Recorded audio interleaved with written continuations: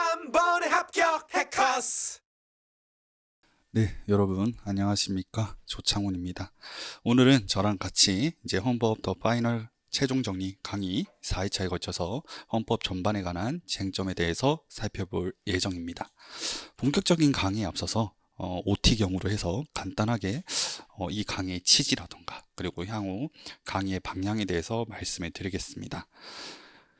제가 이 강의를 개설하면서 그리고 이 강의를 시작하기 전날까지 여러 학생들께 개인적으로 톡으로 많은 질문을 받은 내용은 다름 아니라 강의가 어떻게 이루어질지에 관한 부분이었습니다. 왜냐하면은 이 최종 정리 강의는 이제 시험을 약 한 2달도 안 남긴 이 시점에서 이 소중한 시간을 할애해서 들으시는 만큼 과연 내가 이 사람의 강의를 들을 만한 가치가 있는지 그런 것들을 판가름하기 위해서 그런 질문을 주신 거라고 생각을 합니다. 그런 점에서 저도 애당초 이 강의를 개설하고자 할 때 어떤 방향으로 개설해야 될지 고민이 참 많았습니다. 제가 제일 부러웠던 게 허정 변호사님이거든요. 왜 부러웠냐면, 올해, 그러니까 초에 이제 이 종합반에 대해서 OT를, 그러니까 설명회를 할 때, 지난해 합격한 학생들이 오셔가지고 허정 변호사님 칭찬이 그렇게 자자한 거예요. 그래서, 나도 허정 변호사님처럼 이런 파이널 강의 때 정말 족집게로, 선택형 이런 거 나올 겁니다. 사령 이런 거 나올 겁니다. 집어 들어야지, 내년 설명회 때 누군가는 여기 계신 분들께서 우리 조창훈 변호사님 최고였습니다 이렇게 말씀해 주실 것 같은데 또 그러고자 하니 솔직히 제가 신이 아니지 않습니까? 예. 그리고 괜히 이거 분명히 나옵니다 라고 짚어드렸는데 그것만 빼고 다 나오면 매우 위험하죠. 그래서 수험생활은 최대한 방어적으로 해야 되고 그런 점에서 모든 쟁점을 전반을 아우를 수 있는, 즉 나중에 어차피 시험 직전까지 본인께서 몇 회독씩 이렇게 자기 학습을 하셔야 되는데 그때 도움이 드릴 수 있는 방향으로 강의를 진행하자 그런 생각이 들었습니다. 또 왜 전반적인 쟁점을 한번 리뷰해보고자 했냐면 뭐 여기 앉아 계신 분들을 제가 폄하하는 것은 아니지만 저도 로스쿨 출신으로서 헌법 공법 중에서도 특히 헌법 공부를 아직까지 마무리 못하신 분도 꽤나 많아요. 그래서 저한테 개인톡으로 오신 분 중 한 분도 자기는 아직까지 헌법 전반에 대해서 뭐 해독을 했다던가 학습이 상당히 부족하다라는 그런 의견도 있었습니다. 그런데 이런 학생들이 한 분이라도 계신다면 과연 족집게식 강의가 과연 헌법에서 특히 이 변호사 시험 합격에 있어서 헌법 점수가 합격에 기여하는 점수로 만들어 드릴 수 있을까라는 의구심도 상당히 들었습니다. 그래서 차라리 이 시기에 전체적인 쟁점을 아우르면서 헌법의 체계를 이해하는 방향으로 최종 정리를 하는 게 더 합리적일 것 같다라는 생각으로 이렇게 준비를 했습니다. 특히 제가 수험생일 때도 그런 논란이 있었어요. 대표적으로 요 헌법 강상리 하면은 우리 해커스의 김유양 변호사님과 그리고 저기 M사의 강땡 변호사님 그 강의 두 분 중 한 분 강의를 들으실 겁니다. 뭐 아무래도 지금 이 자리에 앉아 계신 분들은 핵심 정리로 이 단권화를 하신 분들이라고 생각을 하는데요. 저 때도 제 동기들 사이에서 그러니까 소위 김파와 강파 이렇게 나뉘었죠. 그런 점에서 이 김유양 변호사님의 핵심 정리 300 좋긴 한데 이게 쟁점이 병렬적으로 나열되어 있다 보니까 실제 답안에서 이걸 어떻게 현출해서 써야 될지 감이 잘 안 잡힌다 라는 의견이 있었고 또 반대파에서는 그런 점에서 강성민 변호사님의 암기장이 잘 정리되어 있다 이런 이야기도 많이 나왔었습니다. 그런 점에서 저는 이 강의를 하면서 단순히 전반적인 쟁점을 그냥 말씀드리는 것만 아니라 요것이 관련된 문제로 어떻게 나왔는지 그리고 그 문제에서 나왔을 때 여기 적혀있는 쟁점을 어느 정도로 어떻게 현출해야 될지 즉 실전에서 바로 활용할 수 있는 방법으로 요 교재를 정리할 수 있는 팁을 또 드리고자 합니다. 그래서 이 한마디만 할게요. 저는 지금 이 시기에 가장 좋아하는 최애 음식 중 하나가 붕어빵이거든요. 왜 붕어빵을 갑자기 얘기를 하냐? 저는 이 쟁점 공부는 결국 붕어빵 만드는 것하고 다름이 없다고 생각해요. 자, 실제로 손님이 팥 붕어빵을 원하든 슈크림 붕어빵을 원하든 그건 손님이 주문하는 것에 따라 다르죠. 하지만 어떤 주문이 들어오더라도 그 붕어빵 기계 틀에 밀가루 넣고 그 안에 속을 팥을 넣느냐 슈크림을 넣느냐 그 차이밖에 없다라는 겁니다. 즉 저는 여기서 배우는 쟁점은 바로 그 붕어빵 틀이라고 생각을 합니다. 그리고 실제 여러분들이 시험장에서 받아보시는 그 문제, 그 기출 문제는 어떻게 보면 손님의 주문이라고 할 수가 있는 거죠. 결국에 이 붕어빵 틀만 제대로 여러분께서 잡아 놓으시면요, 거기에 따라서 실제 기출되는 사실관계를 그냥 녹여서 쓰시기만 하면 된다라는 것입니다. 그러므로 지금 이 시점에 있어서도 이 틀이 되는 쟁점을 확실하게 다시 리뷰하는 계기가 되시길 바라겠습니다. 그런 점에서 오늘 시간은요, 헌법 재판론 그리고 목표한 것은 기본권 총론 부분까지인데요. 우선 헌법 재판론에 또 들어가기에 앞서 이 헌법 재판론이 실제 시험에서 어떻게 출제되는지를 한번 상기를 시켜 보십시오. 그래야만 내가 이것을 그 실제 기출 스타일에 맞춰서 실전 답안에 어떻게 써야 되는지 그걸 감안하고 이 내용을 정리하면 더 효과적이라고 할 수 있겠죠. 자, 당연히 객관식에서 문제로 다양하게 나옵니다. 특히 우리 헌법 20문제 중에서 뭐 많게는 한 4-5문제까지 이 헌법 재판론에 관한 내용으로 나오죠. 맞죠?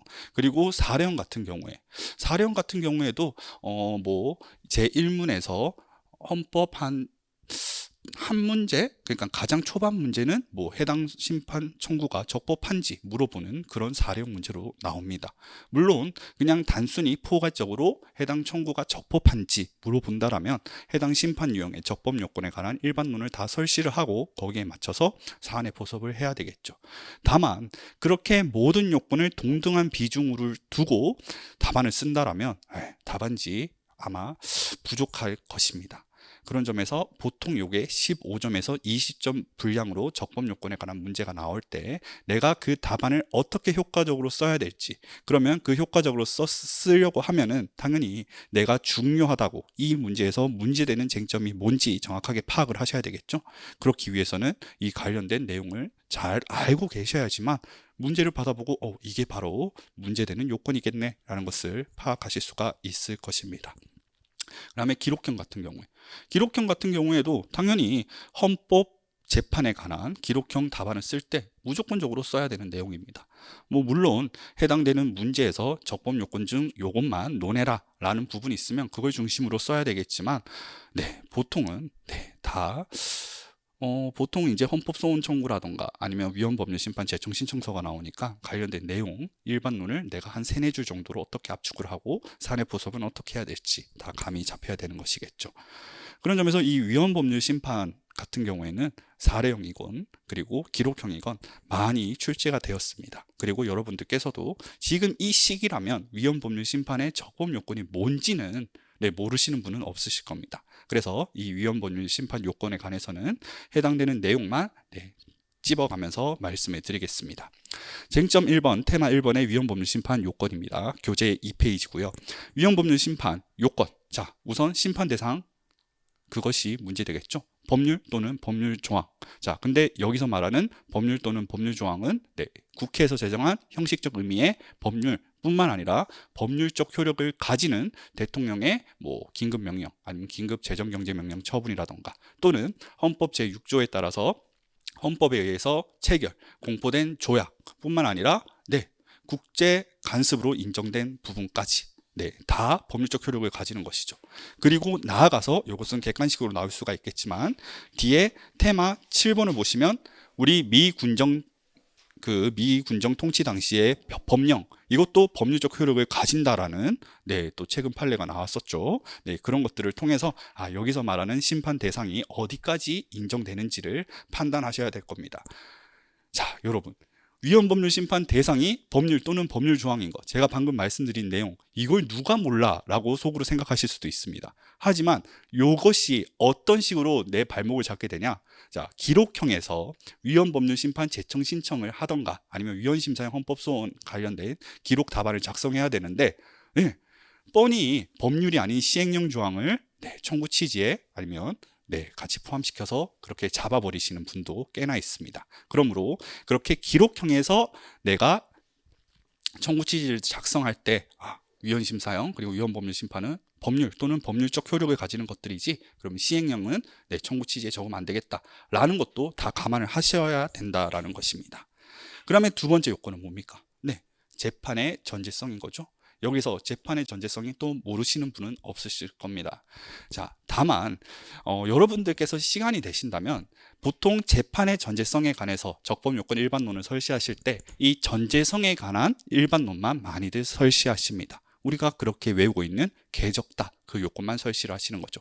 하지만 이 재판에 관한 일반론도 한 줄이라도 써주신다면 당연히 거의 90%의 학생이 전제성에 대해서만 쓸 테니까 재판까지 완벽하게 쓴다라면 보통 이 기록형에서는 재판의 전제성이 약 7점 분량으로 출제가 되거든요. 네, 그러면 일반론 4점을 네, 완벽하게 획득하실 수가 있는 그런 상황이기도 하겠습니다.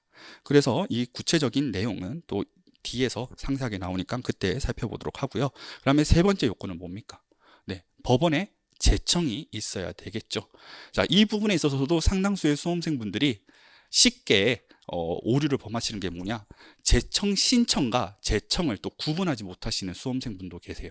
근데 그걸 구분하지 못한 답안지다. 그러면 그 자체로 채점자에게 상당히 좋지 않은 인상을 줄 수가 있습니다. 따라서 이 제청과 제청 신청 명확하게 구분해서 네, 답안에 기재하시길 바라겠습니다.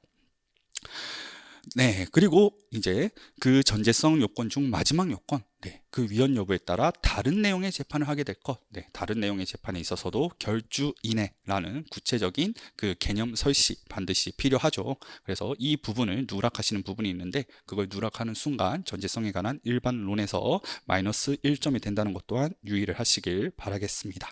자, 그러면 지금 말씀드린 이 세 가지 요건에 대해서 상세하게 한번 또 확인을 해보죠. 테마 2번입니다. 위헌법률심판 대상으로서의 법률의 의미입니다. 자, 다른 부분 다 차치하고요. 세 번째 줄에 형식적 의미의 법률 뿐만 아니라 법률과 동일한 효력을 갖는 긴급명령, 긴급재정경제명령, 조약 등도 다 포함된다고 되어 있습니다. 다만 여기서 조약은요, 무조건적으로 모든 조약을 의미하는 게 아니라 아까 말씀드렸다시피 헌법 6조 1항에 따라서 헌법에 의해서 체결, 공포된 조약만을 의미합니다. 자, 만약 대통령이 이런 국회의 관여 없이 대통령 단독으로 다른 나라와의 협정을 맺었다, 조약을 맺었다. 그것은 대통령령으로서 효력을 가지는 것밖에 안 됩니다. 그렇죠? 그러므로 그러한 조약이라고 한다면 네, 그 경우에는 이 위헌법률 심판의 대상이 안 되니까 주의해서 확인을 해 두시길 바라겠습니다. 또한 이 외적으로 법률적 효력 가지는 게 뭐가 있습니까? 우리가 민법 시간 때 아니면은 간습헌법으로 기본권 총론 시간 때 배웠던 이런 간습법 같은 것들이 있겠죠. 네, 간습법도 법률로서 효력을 가지는 거니까 당연히 심판 대상이 된다라는 것입니다. 그 다음에 테마 3번입니다. 여기서 말하는 심판 대상인 법률 또는 법률 조항은 원칙적으로 현재 유효하게 시행 중인 것을 전제로 합니다. 자, 그렇다면 폐지된 법률 또는 개정으로 인해서 이미 신법이 존재하는데 그 구법에 대해서 위헌법률 심판 대상으로 삼을 수 있는지, 네, 그게 문제될 수 있겠죠. 이 경우에는 딱 두 가지 경우에 대상으로 삼을 수가 있습니다. 자, 첫 번째, 이미 폐지되었지만 그로 인한 기본권 침해 상태라던가 그런 것들이 계속되고 있는 경우, 또는 위헌법률 심판이니까 기본권 침해라고 보면 안 되겠죠. 예, 그런 폐지된 법률이 이미 당해 사건에도 계속 적용되고 있는 경우. 그다음에 두 번째는 자, 신법으로 개정되었지만 경과 규정 등으로 인해서 구법 조항이 계속 적용되는 경우. 네, 이 경우에는 당연히 심판 대상이 되는 법률이라고 볼 수가 있겠습니다. 자, 이까지는 어차피 사례형으로 쟁점화 될 수가, 그러니까 전면적으로 쟁점화 되기는 어려운 상황들이죠. 하지만 여러분들이 답안을 쓰실 때 이런 부분을 주의를 하셔야 된다. 그 정도로만 그냥 간단하게 확인하시면 되는 쟁점입니다. 자, 테마 4번. 자, 한정위헌 청구의 적법 여부죠. 요 내용은요, 네, 밑에 출제 형태를 보시겠다시피 사시라던가 아니면은 변시에서도 이미 출제가 되었습니다. 그래서 우리 13회 변시에도 당연히 이런 내용이 출제되기는 상당히 어렵다라고 생각을 합니다. 하지만 이 부분에 대해서 기록형으로 출제될 가능성은 아예 배제되지는 않습니다. 왜?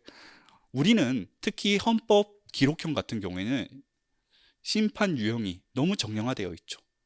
헌법소원 아니면 위헌법률심판 제청 신청서 작성, 이 두 가지 중 하나로만 좀 유형화되어 있습니다. 그러면서 지금까지는 헌법소원 같은 경우에 우리는 단순 위헌을 구하는 청구 취지만 작성했었죠. 하지만 이런 한정 위헌을 구하는 청구 취지로 작성하는 문제가 충분히 출제될 수도 있습니다. 그러면서 내부 회의록에서는 뭐 한마디 떡 던져주겠죠. 뭐 A 변호사 왈. 자, 그러면 이런 한정 위헌 청구가 적법한지에 대해서도 분명하게 검토의견서의 서면에 작성해 주세요라던가 그런 식으로 나온다면 요 쟁점을 기록형에 써야 될 수도 있다라는 것입니다. 예, 따라서 너무 올드한 쟁점이라고 하더라도 패스하지 마시고 한 번쯤은 확인을 해 두시길 바라겠습니다. 자, 결론은 다 아실 겁니다. 다만 근거가 중요하겠죠. 자, 두 번째 문단의 두 번째 줄에 있습니다. 이러한 한정위원 결정 자체가 입법권에 대한 존중과 그리고 입법권에 대한 사법심사의 자제에 따른 필요적 요청이라는 이 근거가 가장 핵심적인 근거입니다. 그런 점에서 한정위원 청구도 적법하다라는 것이죠. 자, 다만 그 세 번째 줄에 그 다만 밑에 단순히 법률 조항의 포섭이나 적용의 문제를 다투거나 단지 재판 결과를 다투는 경우 등에는 여전히 허용될 수 없다라고 명시되어 있죠. 그럼 만약 기록형에 이런 쟁점이 나오면은 우리의 사안은 이렇게 법률 조항의 포섭이나 적용 문제를 다투거나 아니면 재판의 결과를 다투는 것이 아니다라는 부분을 명확하게 포섭을 해서 답안을 작성해 주셔야 될 것입니다. 그래서 출제 형태를 다시 한번 보시면요. 이렇게 모모된 경우에 적용되는 한 위헌, 모모가 포함된다고 해석하는 것은 위반된다. 이런 것들이 바로 한정위헌 청구가 적법한지에 관한 사례형 문제에서 묻는 방식이고 만약에 이게 기록형으로 나오면 여러분들은 이렇게 포함된다고 해석하는 한 헌법에 위반된다라는 결정을 구합니다. 라는 식으로 청구 취지를 작성해 보셔야 된다라는 것이죠. 자, 그 다음에 테마 5번, 테마 6번. 이것도 상당히 올드한 쟁점입니다. 요 쟁점은요, 이제 사법고시 문제 요약을 보시면서 파악하시듯이 바로 헌법 제29조에 29조 2항에 규정되어 있는 공무원에 대한 이중배상 금지 그 부분과 관련될 수밖에 없는 내용입니다. 따라서 쟁점 자체가 상당히 올드하기 때문에 이 부분이 뭐 사례형이든 기록형이든 출제될 가능성은 상당히 낮다라고 생각을 합니다. 다만 그래도 혹시나 모르니 간단히만 말씀을 드리자면요. 자, 국가배상법에도 이렇게 공무원의 이중배상 금지 규정이 있지 않습니까? 그러면은 자, 국가배상법은 법률이므로 이론상으로는 이 위헌법률심판의 대상이 될 수가 있습니다. 다만 국가배상법상 이중배상 금지 조항은 헌법 29조 2항을 그대로 컨트롤 CV 해놓은 조항이죠. 그 말은 즉슨 자, 법률이라서 심판 대상은 될 수 있지만 그 내용 자체가 헌법의 내용을 그대로 옮겨다 놓은 것이므로 결과론적으로는 이 헌법 개별 규정에 대한 위헌심사 가부 요 쟁점으로 연결될 수밖에 없다는 겁니다. 자, 그런데 위헌법률심판의 대상은 법률이지 헌법이 아니지 않습니까? 그런 점에서 위헌법률심판과 위헌심사의 헌법소원 당연히 대상이 될 수가 없죠. 그렇다면 이거 권리구제 헌법소원으로 한번 해볼 수 있지 않을까? 하는데 자, 이 헌법이라는 것 자체는 어떤 공권력의 작용에 따른 것이 아니죠. 왜? 헌법의 재개정 주체는 바로 우리 국민이잖아요. 그렇죠? 그렇기 때문에 이것은 권리구제형 헌법소원의 대상인 공권력에도 해당한다고 볼 수가 없다라는 것입니다. 따라서 이 쟁점 5번에서 포인트만 잡아드리면요. 두 번째 줄에 동그라미 1번.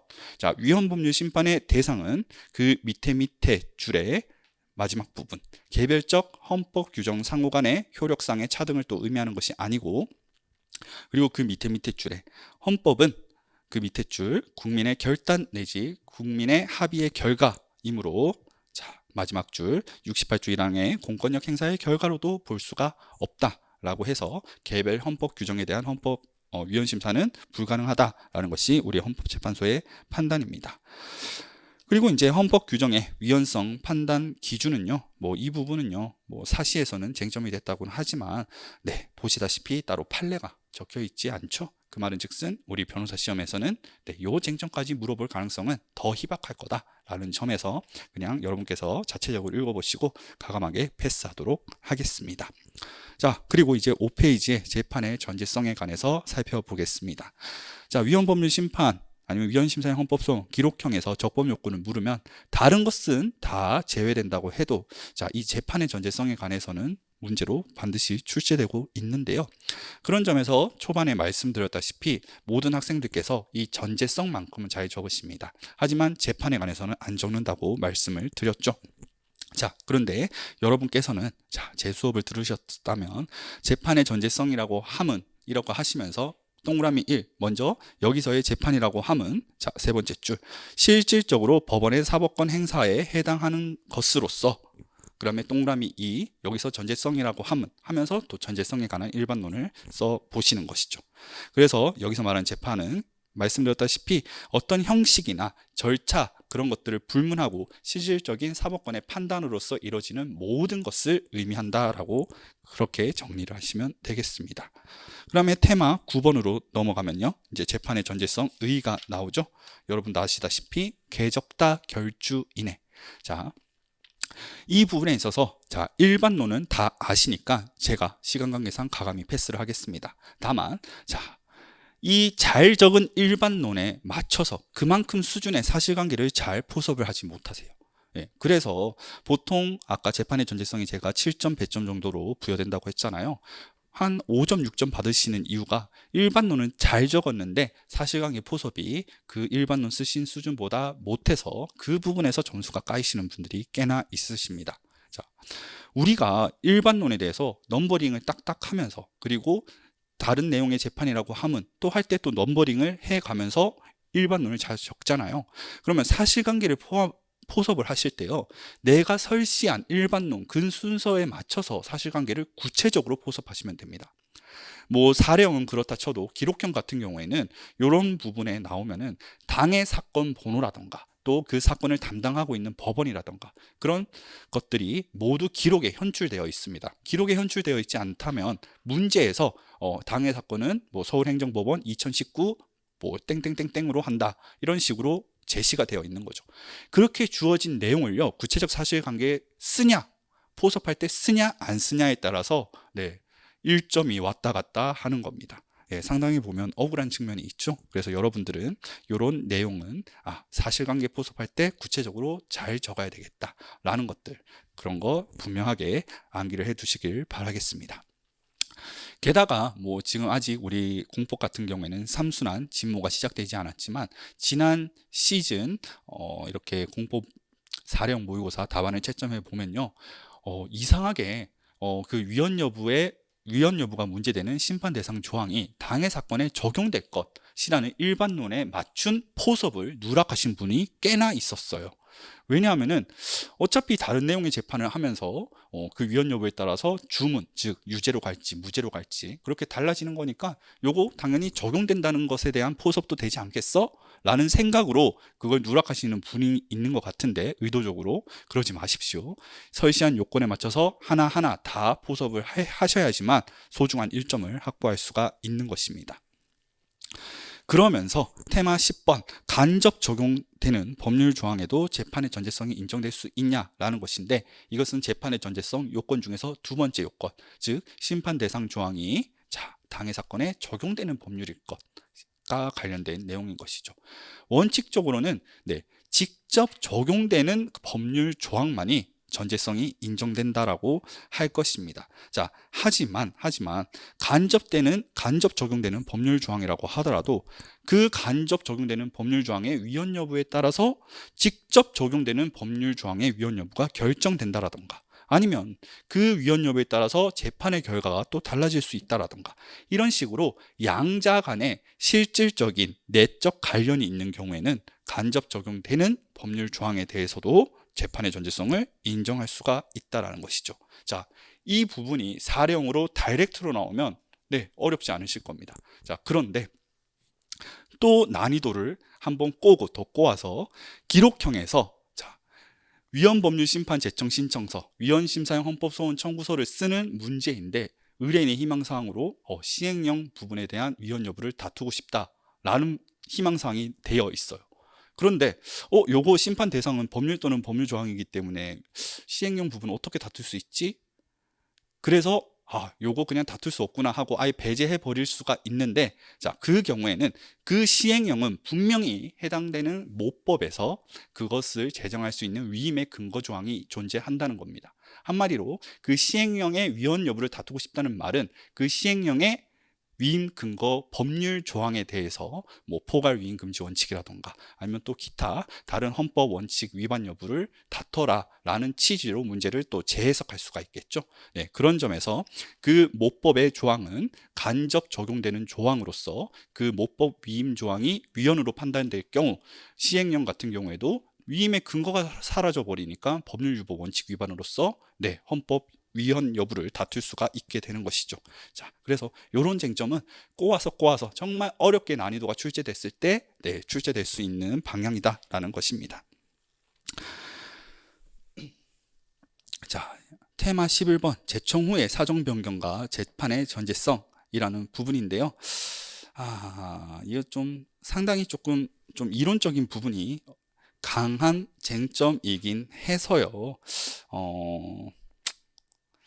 그래도 그냥 어차피 전반적으로 훑어보기로 했으니까, 자, 재판의 전제성, 당연히 그 헌법재판소가 그 종국 결정을 할 때까지 당연히 유지되어야 됩니다. 그거는 뭐 우리가 민사소송이든 아니면은 민사소송에서의 소송 요건이든 아니면 요런 헌법재판에 있어서의 접근 요건이든 요런 판단, 본안정 사항은 당연히 그 종국 결정이 있을 때까지 유지되어야 되겠죠. 그런데 위헌 제청 이후에 어떤 사정 변경이 발생했다. 그러면은 사정 변경이 발생해서 뭐 예컨대 재판의 전제성을 이제 충족하지 못한 상태가 됐다. 뭐 그럴 경우에는 반드시 부적법 각하 결정을 해야 되냐라는 부분에서 문제되는 쟁점인데요. 네 번째 줄 그러나부터 보시면, 자, 재판의 전제성이 제청 후의 사정 변경으로 소멸한 경우에도, 자, 어디서 많이 본 워딩이죠. 권리보호 이익을 예외적으로 인정할 수 있는 경우, 그 부분에서 많이 봤던 그런 판례 법리입니다. 이런 경우에 있어서는 재판의 전제성을 여전히 인정할 수 있다라는 방향으로 헌법재판소가 설시하고 있다는 점 그냥 눈으로만 확인을 해 두시면 되겠습니다. 자, 법원의 합헌 판단권 쟁점 4번 한번 보시겠습니다. 이것도 초창기 변시 사례형으로 출제가 되었는데, 자, 출제 형태부터 한번 판단을 해볼까요? 자, 밑줄 부분만 보시죠. 당해 사건을 담당한 법원은 위헌의 여지를 의심했음에도 불구하고 기각 결정을 내렸다. 여기에 대해서 헌법적으로 판단하라는 게 초창기 변시 사례형 문제였습니다. 자, 이 경우에 있어서 먼저 여러분들께서 판단을 하셔야 되는 건, 우선 이 위헌 법률 심판은 법원의 제청으로서 헌법재판소에 사건 접수가 되는 것입니다. 그런 점에서 법원이 제청할지 말지가 합헌 판단권의 일종으로서 우선 그 법원의 권한으로서 인정되는지를 살펴봐야 될 것이고요. 그다음에 법원의 권한으로서 인정된다라면 그런 권한 행사가 과연 재량 행위에 불과한 것인지 아니면은 의무로까지 볼 수 있는 것인지 논해야 될 것입니다. 그리고 나아가서 그러면 어느 정도의 위헌에 대한 의심이 있어야지 제청하여야 할 것인지, 즉 그 제청이 어느 정도 기준으로 의무로 볼 수 있는지를 판단하셔야 될 겁니다. 그래서 그 관련된 내용이 이 테마 12번부터 13번에 나열되어 있는 내용입니다. 자, 법원의 합헌 판단권 인정 여부에 있어서 첫 번째 문단은 학설 내용이니까요, 가감하게 패스를 하고 두 번째 문단을 보시겠습니다. 자, 헌법재판소법 제41조 제4항이 어떤 내용입니까? 즉, 법원의 제청 결정에 대해서는 불복할 수 없다는 내용인 것이죠. 그리고 헌재법 68조 2항에서 위헌 제청 신청이 기각된 때 의미, 헌법재판소는 이 두 개 조문을 바탕으로 해서 법원의 합헌 판단권이 인정되는 근거가 없다라고 보고 있습니다. 자, 무슨 말이냐? 41조 4항 위헌 여부 심판 제청에 관한 결정에 항고할 수 없다는 것은 법원에게 합헌 판단권이 있냐 없냐 이것과는 무관한 조문이라는 것입니다. 그리고 68조 2항에서 위헌 제청 신청이 기각된 때라고 함은, 자, 법원이 그 심판 대상 조항이 위헌의 의심이 없어서 기각한 경우뿐만 아니라 어떻게 보면 재판의 전제성이라든가 이런 적법 요건을 갖추지 못해서 기각한 경우도 있을 것이기 때문에 이 조항으로도 법원의 합헌 판단권을 인정할 수 있는 근거가 될 수 없다라고 판시를 한 것이죠. 자, 그러면 합헌 판단권은 인정되지 않는다라고 먼저 소결론이 도출되게 될 것입니다. 그렇다면 다음에 답안으로 작성해야 될 것은 그러면 법원은 제청해야 될 의무가 있는지 인 것인데 이 부분에 대해서도 판례는 없습니다. 다만 이런 헌법이 최고 규범으로서 효력을 유지하기 위해서는 또 이런 기본권 보장의 취지에서는 이런 법원의 제청 권한은 법원의 권한인 뿐만 아니라 어떻게 보면 헌법상의 의무이다라는 식으로 포섭을 하시면서 그 다음에 위헌 의심의 정도에 대해서 설시를 하시면 되시는 거죠. 자, 여기서도 판례가 길게 나와 있지만 세 번째 줄부터만 보시면 됩니다. 단순한 의심을 넘어선 합리적인 위헌의 의심이 있으면 위헌 여부 심판을 제청하라는 것입니다. 즉 위헌에 대한 단순한 의심으로는 위헌 제청을 하지 않아도 되지만 적어도 위헌일 것이다 라는 확신까지는 아니더라도 합리적인 의심만 들면은 제청하라라는 이야기인 것이죠. 자, 이런 식으로 쟁점을 쓰시게 되면 아마 제3회 변호사 시험에서 사례 10점으로 나왔죠. 그러면 쓰고도 남을 내용입니다. 자, 그러면 이제 쟁점 5번 보도록 하겠습니다. 이 쟁점 5번도요. 상당히 올드한 쟁점입니다. 따라서 제가 봤을 때는 이 사례, 즉 이 사실관계로 이 쟁점을 물어보지는 않을 것 같습니다. 그런데 최근에도 대법원하고 헌법재판소의 알력 다툼이라고 해야 되나요? 그런 것들이 꽤나 있었거든요. 근데 그중 가장 대표되는 게 헌법 107조 1항과 107조 2항입니다. 107조 1항은요, 바로 이 위헌법률 심판에 관하여 규정하고 있습니다. 법률의 위헌 여부가 재판의 전제가 된 경우에는 헌법재판소가 심사한다라는 내용이고요. 107조 2항은 여러분도 다 아시겠다시피 명령, 규칙, 처분의 위헌, 위법 여부는 대법원이 이를 최종적으로 심사할 권한을 가진다라는 것입니다. 그 말은 즉슨 자, 어떤 사례에서 문제되는 것이 명령, 규칙, 처분이다. 그럼 여기에 대해서 누가 심사할 권한을 가지냐? 거기에 대해서 갑은 이렇게 주장한다. 그럼 갑의 주장이 타당한가? 라는 식으로 연결될 수가 있는데 그러한 내용이 사실상 저는 이 쟁점과 관련이 될 수밖에 없다라고 생각을 합니다. 네, 그런 점에서 이런 법률적 효력을 가지면서 명령인 것, 그게 현행 헌법에서는 대통령의 국가 긴급권밖에 없죠. 그런 점에서 아마 사례형에서 통치 구조에 관한 쟁점이 나오면서 이런 식으로 연계돼서 나올 수도 있진 않을까. 하지만 그 가능성은 제가 봤을 땐 한 20%, 10% 정도밖에 안 되는 상당히 낮은 확률이긴 합니다. 하지만 여러분께서 그런 쟁점이 나오면은 남들보다는 확실히 잘 쓰실 수가 있겠죠.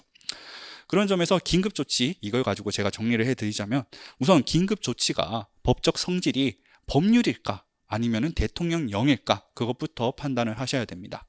당연히 대법원은 긴급조치를 발동함에 있어서 우리 현행 헌법에서 국가긴급권에 국회가 관여하는 것처럼 긴급조치 발동에 있어서 국회가 관여한 바가 없으니까 이것은 대통령령, 즉 명령에 불과한 것이다. 그리고 107조 2항에 따르면은 이 명령에 관한 위헌 위법 심사권은 대법원이 가진다라는 입장인 것이죠. 한편 헌법재판소는 107조 2항에서는 그런 명령, 규칙, 처분의 위헌, 위법이 여부가 재판의 전제가 된 경우에 대법원이 이를 심사할 권한을 가진다는 것일 뿐이다. 즉 그러한 명령, 규칙, 처분의 위헌, 위법 여부가 재판의 전제가 되지 않은 경우 그런 경우에는 헌법재판소도 당연히 그를 심사할 수 있다라는 입장인 것입니다. 이렇게만 적고 포섭을 해주시더라도 충분히 사례형 답안을 작성하실 수가 있을 것입니다. 그러면 이제 테마 15번에 위헌심사의 준거 규범이죠.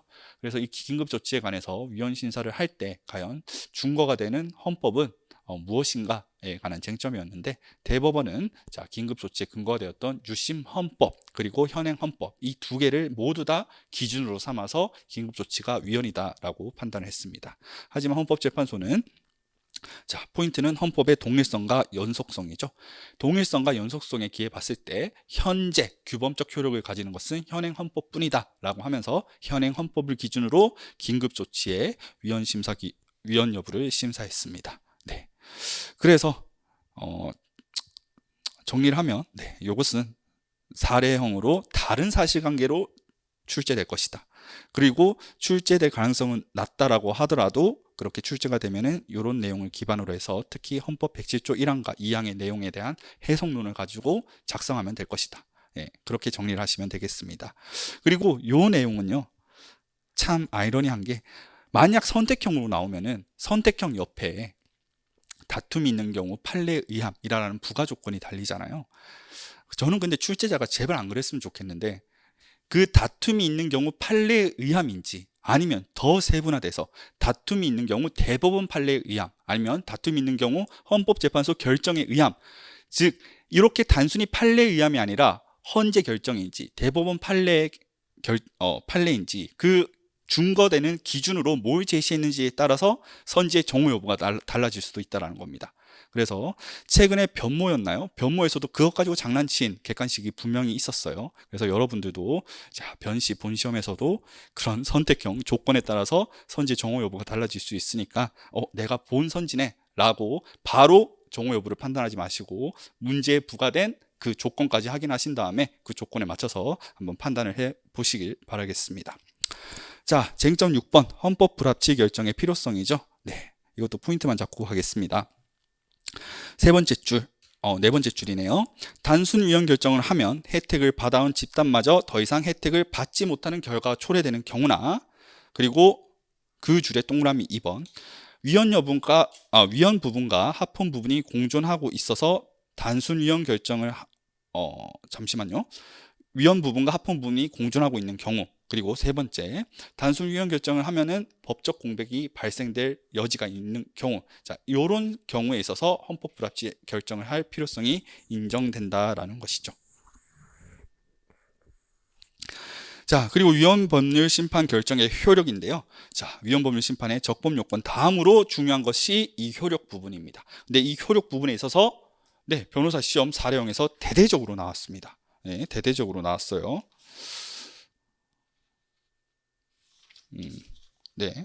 14페이지를 보시면 제7회 변호사 시험 문제로 이렇게 대대적으로 나왔죠.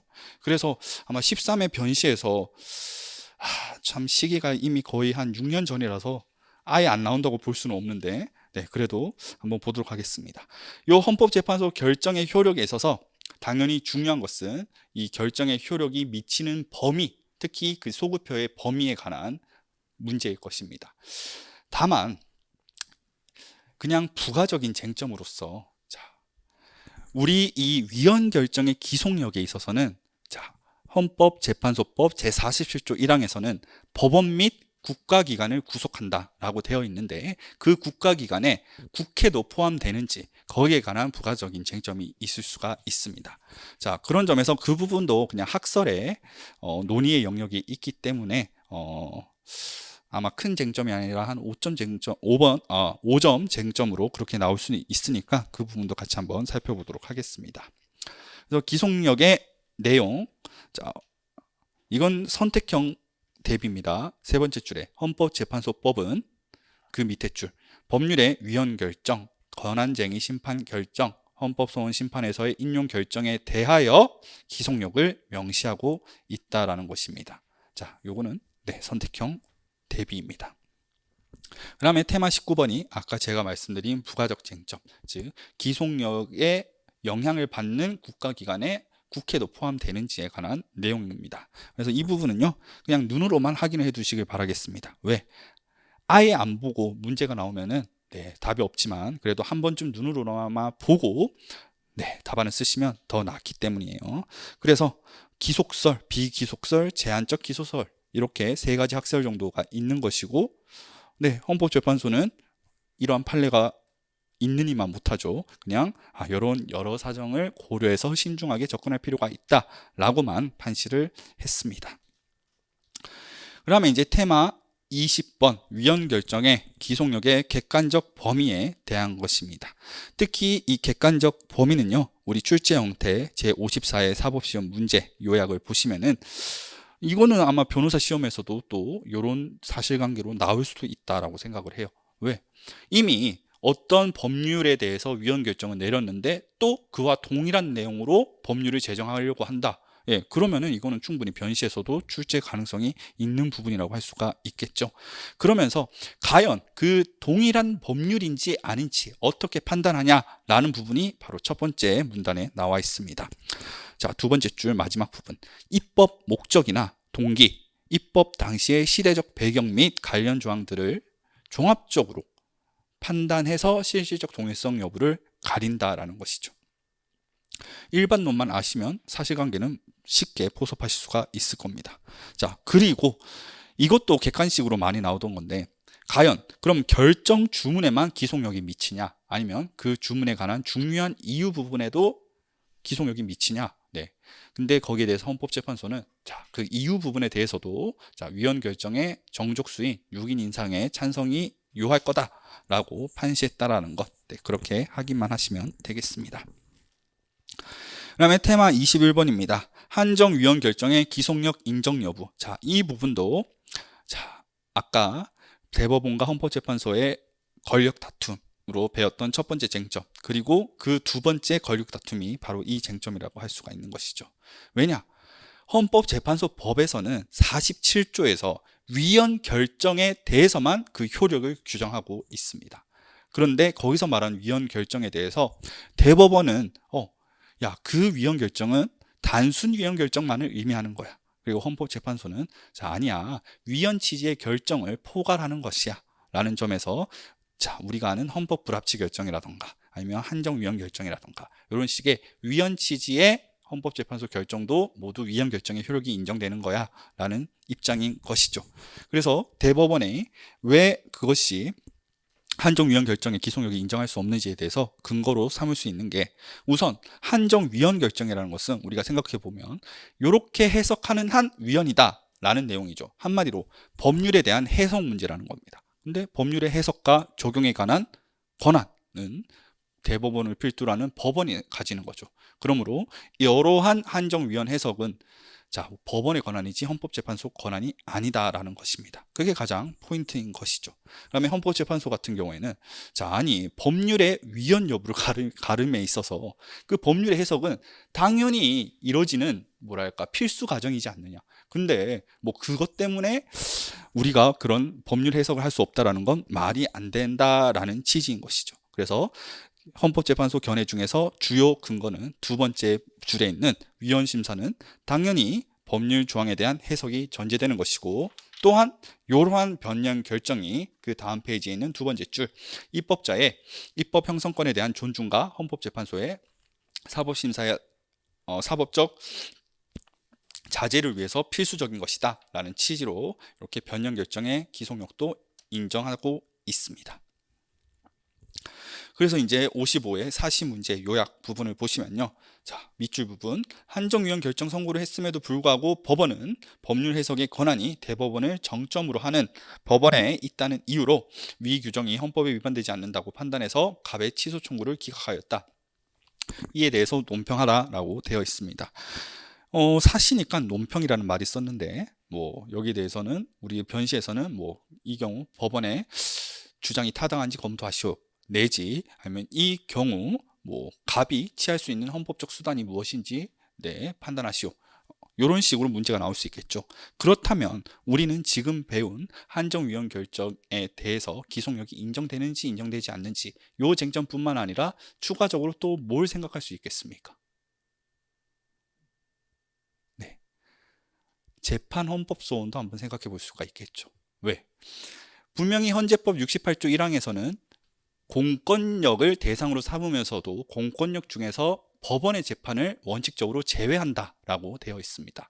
다만 헌법재판소는 그 법원의 재판을 제외하고 부분에 대해서 한정 위헌 결정을 내렸죠. 어떻게 내렸습니까? 헌법재판소가 위헌으로 결정한 법률 등을 그 재판에 적용하여 국민의 기본권을 침해한 재판에 대해서는 예외적으로 헌법 소송이 가능하도록 해석해야 한다라는 취지로 그렇게 한정 위헌 결정을 내렸었죠.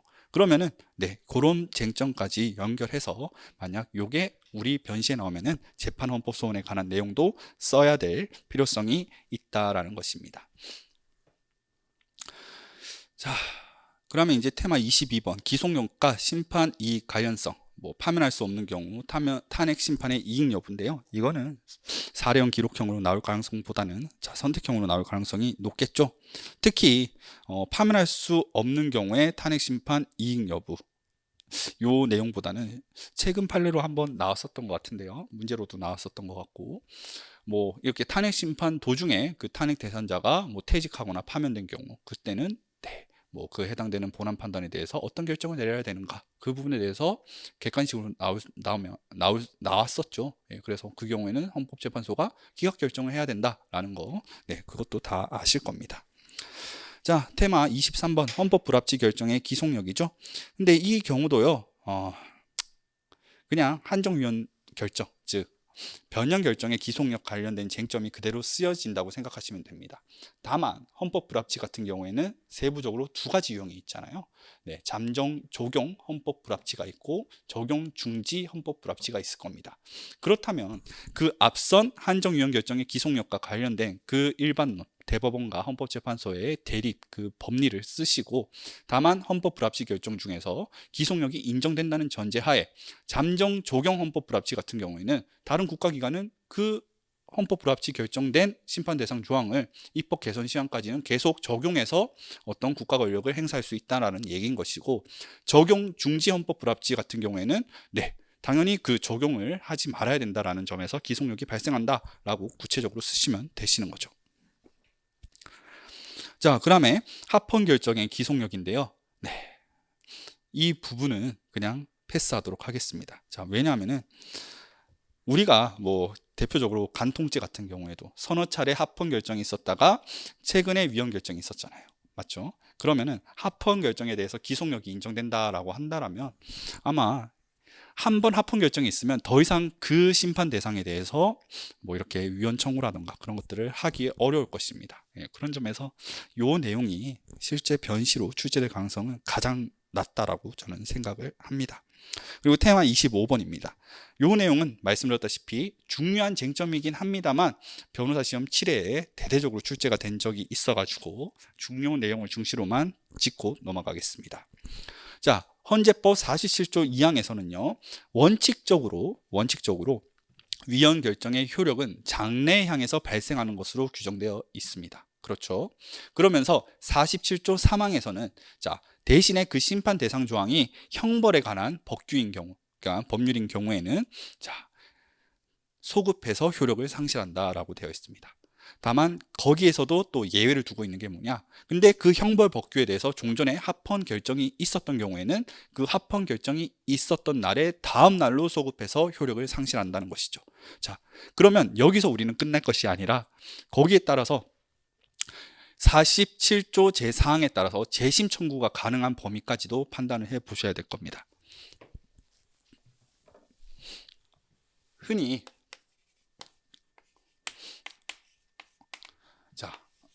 이 갑이 당해 사건에 있어서 위헌 법률 제청 신청을 했고 위헌 법률 심판이 이루어졌다고 가정을 해봅시다. 그러고 나서 위헌 결정이 있었다고 보는 거죠. 그렇다면 우선 이런 위헌 결정의 효력이 미치는지 범위는 이 을과 병이 자신이 아닌 갑에 대한 사건에 대한 이 위헌 결정의 효력을 자신의 사건으로도 주장할 수 있는지, 그 문제인 것입니다. 이게 바로 우리가 뭐 외우기 어려운 뭐 당해 사건이냐, 아니면 일반 사건이냐, 아니면 병행 동종 사건이냐, 거기에 관한 문제인 것이죠.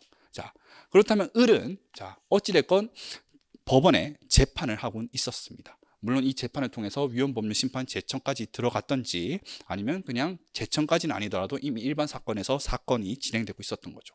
반면 병은 아무런 것도 하지 않다가 위헌 결정 이후에 비로소 사건이 진행되었다고 칩시다. 그러면 갑은 위헌 결정의 계기가 된 사건이니까 갑의 사건은 당해 사건이라고 할 것입니다. 그리고 을이 위헌 법률 심판을 제청한 상태였으면은 병행 사건이라고 할 것이고, 그냥 제청까지 이루어지지 않고 일반 법원에 계류 중이었다라고 하면은 동종 사건이라고 하는 것이죠. 그래서 병행 사건, 동종 사건 어차피 한 큐로 묶일 겁니다. 그다음에 병의 경우에는 위헌 결정이 있을 때까지 아무런 조치를 하지 않았죠. 위헌 결정 이후에 비로소 사건화가 된 거죠. 이 경우는 일반 사건이라고 할 것입니다. 자, 결론만 말씀드리면요. 이 갑의 위헌 결정의 효력은요. 병행 동종 사건, 일반 사건 모두에게 미칩니다. 다만 이 일반 사건에 있어서 효력이 미치는 것에 대해서 원칙적으로 미치냐, 예외적으로 미치냐, 그 차이만 있을 뿐입니다. 자, 원칙적으로 일반 사건에도 이 위헌 결정의 효력이 미친다라는 것이 대법원의 입장이고요. 예외적으로 요 위헌 결정의 효력을 일반 사건에 적용하더라도 뭐 어떤 사회적 혼란이나 그런 게 없는 경우에 예외적으로 인정된다라는 것이 헌법재판소의 입장입니다. 자, 뭐 어찌됐건 원칙으로 허용되든 예외적으로 허용되든 결과론적으로 모두 허용될 수 있다라는 취지로 정리를 해 두시면 되겠습니다. 네. 그러고 나서 아까 이제 재심과 관련돼서 말씀을 드리자면 형벌법규 같은 경우에는 종전에 합헌 결정이 있던 경우 그 다음 날로 소급한다고 말씀을 드렸죠. 그러면 우리가 흔히 아는 간통죄를 가지고 예를 들어 봅시다. 간통죄에 대해서 합헌 결정 2차례가 있었다고 가정을 하고요. 그 다음에 위헌 결정이 있었다고 합시다. 그러면 이 위헌 결정의 효력은 당연히 최근 합헌 결정의 다음 날로 소급을 할 것입니다. 그렇다면 자, 이때부터 간통죄는 효력을 상실한다라고 보시는 거죠. 자, 물론 이게 단순 위헌 결정이라는 전제입니다. 자, 그렇다면 이 시기에 간통죄가 인정돼서 유죄 확정 판결을 받은 사람, 즉 갑이 있다고 가정을 하고 이 시기에 유죄 확정 판결을 받은 을이 있다고 칩시다. 그러면 이 간통죄에 대한 위헌 결정의 효력은 자, 이 종전에 합헌 결정이 있던 이때로부터 소급해서 상실되게 되는 것이므로 을은 재심을 청구할 수 있겠죠. 하지만 갑은 재심을 청구할 수 없게 될 겁니다. 왜? 합헌 결정이 합헌 결정 전에 이미 유죄 판결이 확정된 것이니까. 네, 그런 경우에서 그 유죄 확정 판결 언제인지에 따라서 이런 소급표 범위와 더불어 그 재심 청구라는 권리 구제 수단을 활용할 수 있고 또 활용할 수 없고 그런 식으로 나뉘어질 수 있구나. 이 내용까지 여러분께서 더 확장시켜서 공부를 하셔야 됩니다. 그래서 7회는요. 결국에 이 문제에 대해서만 사례형으로 나왔던 거예요. 그래서 만약에 이런 내용으로 해서 뭐 또 문제가 나온다면 또 위헌 결정의 소급표 관련된 쟁점이 또 분명히 사례형으로 출제될 수가 있겠다는 것이죠. 그러니까 제가 왜 이런 얘기를 말씀을 드리냐면요. 자, 이 제7회 변호사 시험 문제 그 밑에 보시면 57회 사법시험 문제가 있죠. 57회면은 아마 이제 막바지의 그 문제였을 겁니다. 근데 어찌됐건 요게 변호사 시험으로 현출이 됐어요. 자, 그런데 테마 27번 한번 보십시오. 형벌 조항에 대한 위헌 결정의 소급표. 바로 이 내용에 관한 이야기인데 사실로는 57회 출제가 됐어요. 근데 변시로는 아직 나오지가 않았습니다.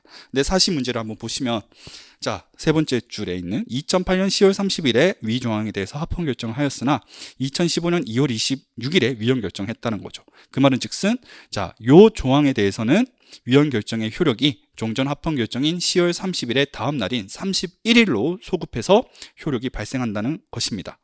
자, 그런데 갑은 2008년 1월 7일에 확정 판결을 받았고 을은 2011년 1월 13일에 유죄 확정 판결을 받았다고 합니다. 딱 지금 이 상황이 되는 것입니다. 그럼 이런 상황이 됐을 때 이런 사실관계에 대해서 사례형 쟁점이 나온다. 그럼 내가 어떻게 써야 되냐라는 부분에 지금 제가 설명드린 내용을 잘 녹여서 쓰셔야 된다라는 것이죠. 그래서 저는 이 책의 장점이 바로 이런 거라고 생각합니다.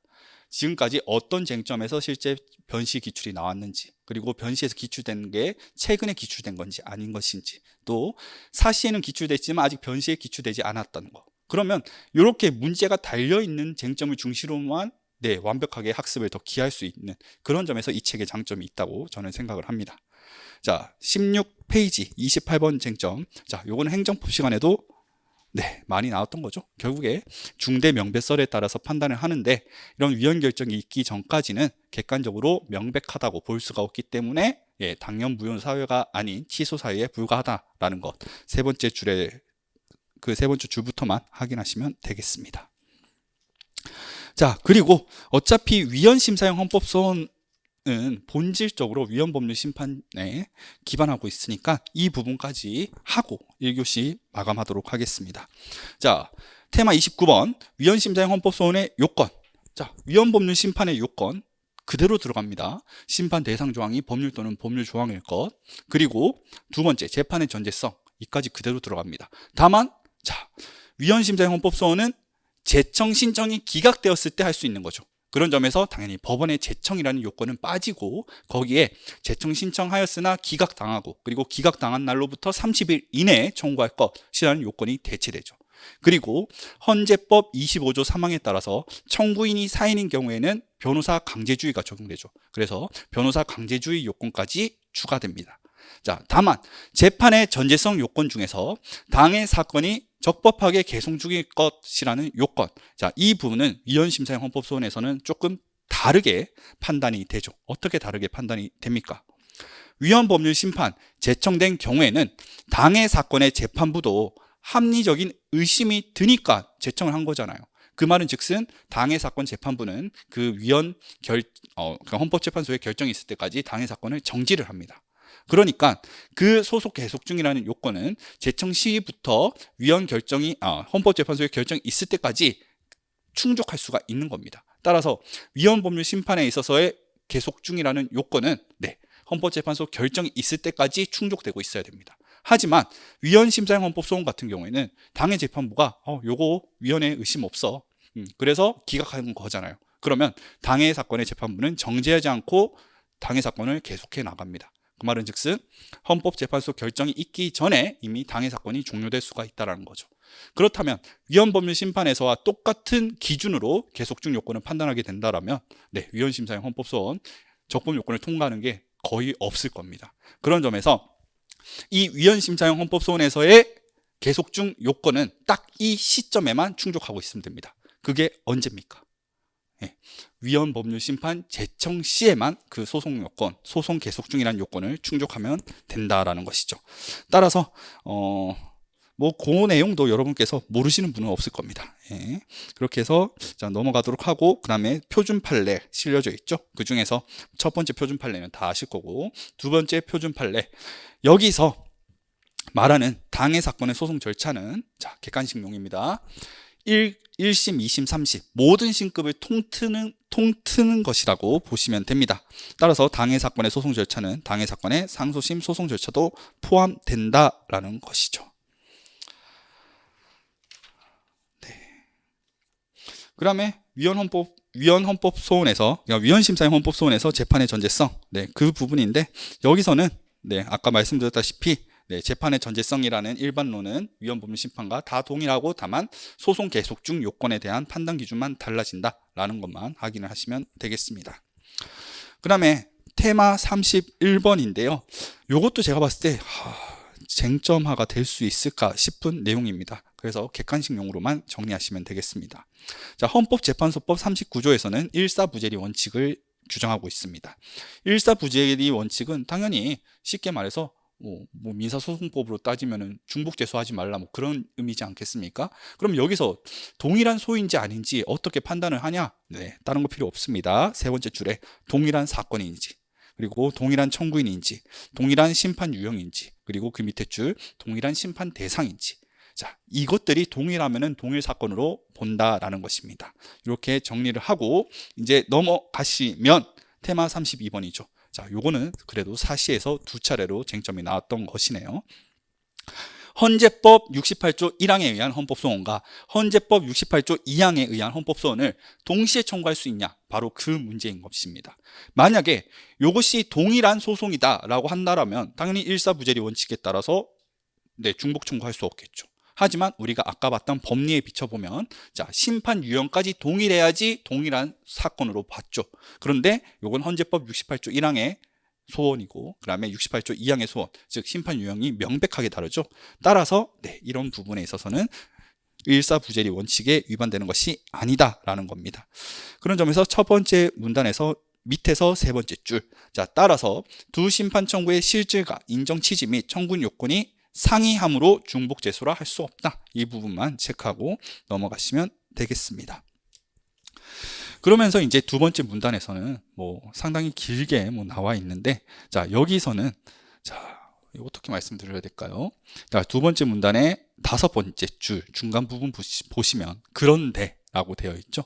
그 부분만 한번 확인을 해 보시면 되겠습니다. 근데 요 내용은요, 제가 확인하라고 말씀드린 요 내용은 어떻게 보면은 지금 테마 32번의 쟁점과 직접적인 관련성이 있다라기보다는 우리가 권리구제형 헌법소원에 있어서 하나의 적법 요건인 보충성의 원칙과 관련돼서 더 연관이 될 수 있는 그런 내용이기 때문에 말씀드리는 겁니다.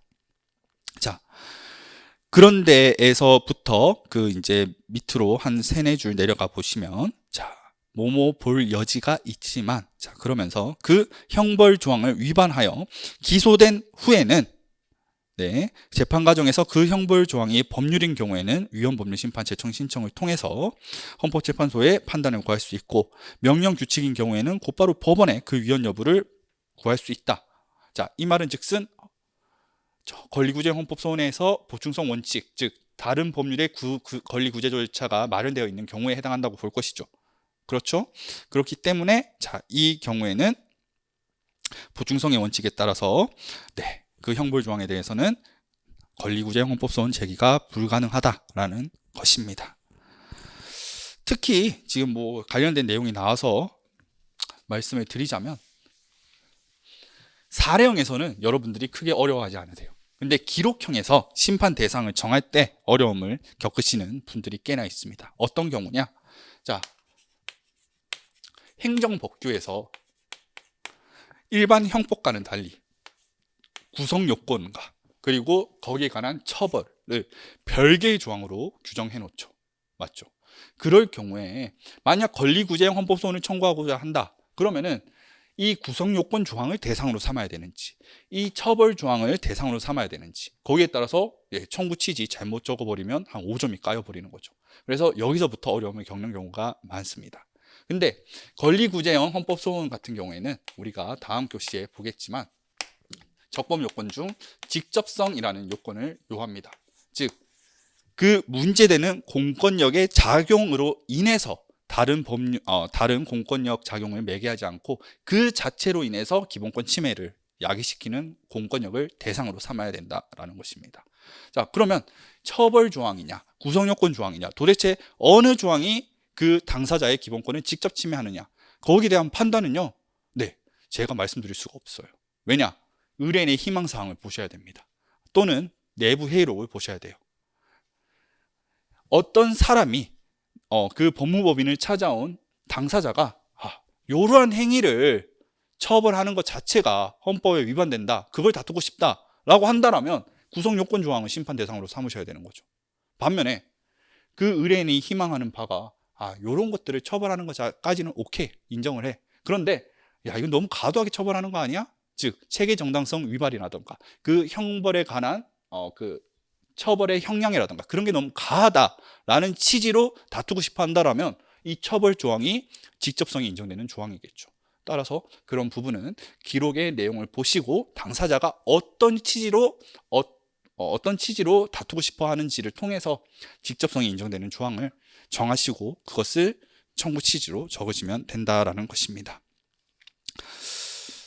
네.